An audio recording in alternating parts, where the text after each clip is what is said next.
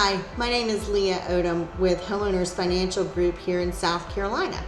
I wanted to do a video sort of explaining APR, annual percentage rate, define it for you and tell you what you should know about it and how to make sure that it's an accurate figure for you.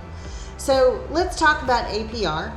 And when do you typically notice your APR? You typically notice it when you get your first estimate, or you should.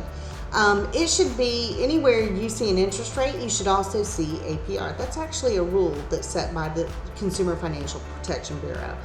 And it's a good rule for you. The reason it's a good rule is because I could tell you whatever interest rate I wanted to tell you, but if I don't tell you the cost to get that interest rate, well, that's another story. So APR tells that part of the story. So you've got an interest rate, and we're going to use 7%. It's an ugly number for some, but we'll use 7%. But if you get 7% as an interest rate, that means your monthly payment every month is calculated at 7%.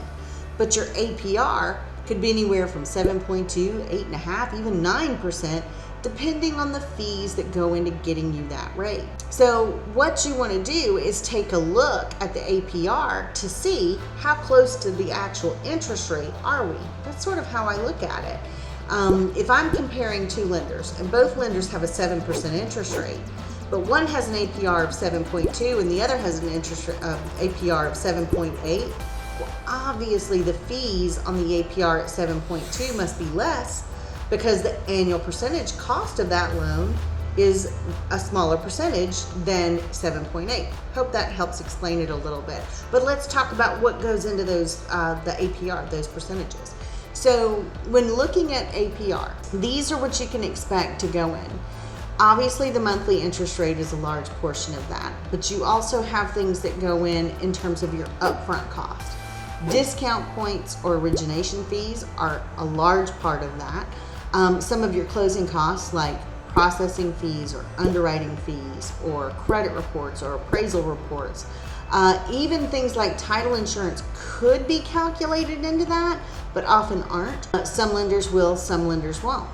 So those are the sorts of things you can expect to be calculated into APR. APR, though, is not a perfect number. Here's why. If it's a mortgage, let's say 30-year fixed rate mortgage, that's what most people use, and you pay it off in year 7. Most people have paid off their mortgage in year 7 or before, either through refinance or they've sold the home. Well, your APR is no longer valid because all of that interest that was on the books for you to pay, I know it's an annual number, but you still changed it. What if one month you had a late payment? It went in on the 16th and not the 15th, and you had to pay an additional fee. Well, that's not figured into your APR. APR is just a shopping number. It's not meant to be perfect, which also means that some of the responsibility for APR kind of fall on you. So when you're out comparing, you want to look at your two lenders' APR and then dig in a little further by looking at the costs, all right? You want to get an estimate of what the closing cost estimates are. Because let's face it, we don't know your true funds for closing until usually a week before closing, because there's still numbers to come in yet. In South Carolina, we rely on the closing attorney to tell us exactly what the fees are. HOA is a great example. Oftentimes we don't know HOA costs until the very end. It's something that's sometimes hard to catch. Insurance costs, we don't know what that's going to be, and that plays a large part in your funds for closing. So while they're not calculations that are figured into APR, they're still closing costs, and you still need to know what they are. So when you're looking at two loans, you want to compare the estimates in as detailed a format as you can, side by side. I know for me, I use what's called a closing cost worksheet. It's a pretty standardized form, and it breaks everything down. Now I'll tell you a rule about the way that I do it.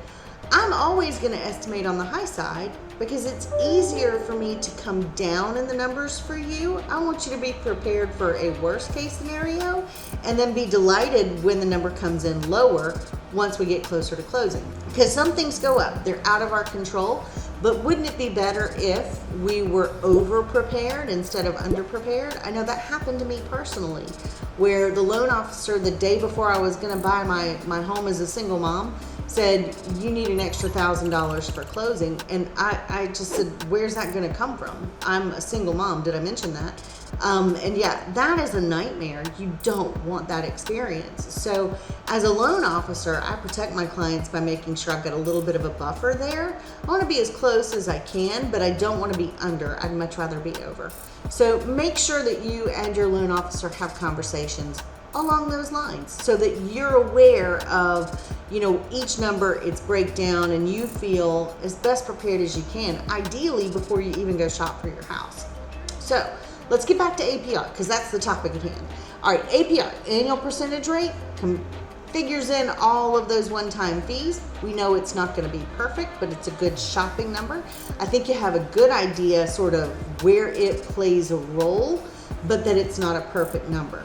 It's basically something you want to take a quick glance at and go, yes, this lender is a contender, this one maybe not, but make sure that they're not a contender because they've got the fees are well calculated in when it's the lower APR. Make sure that they're looking at all the same things.